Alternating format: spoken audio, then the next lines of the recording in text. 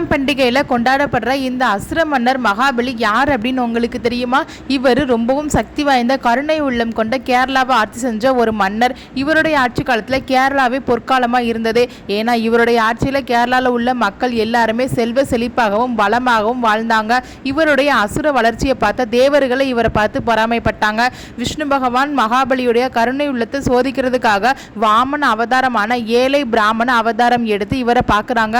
அப்போ மகாபலி மன்னர்கிட்ட எனக்கு 3 அடி நிலம் வேணும் அப்படின்னு கேட்குறாங்க. அவர் தாராள மனம் படைத்தவராக இருந்ததுனால 3 அடி நிலம் தானே எடுத்துக்கோ அப்படின்னு சொல்கிறாங்க. உடனே வாமனர் தன் 1 அடியால் பூமியையும் இன்னொரு அடியால் வானத்தையும் மூடிடுறாங்க. 3ஆவது அடி எங்கே வைக்கன்னு கேட்குறாங்க. மகாபலி மன்னர் தன்னுடைய தலையவே கொடுக்குறாங்க.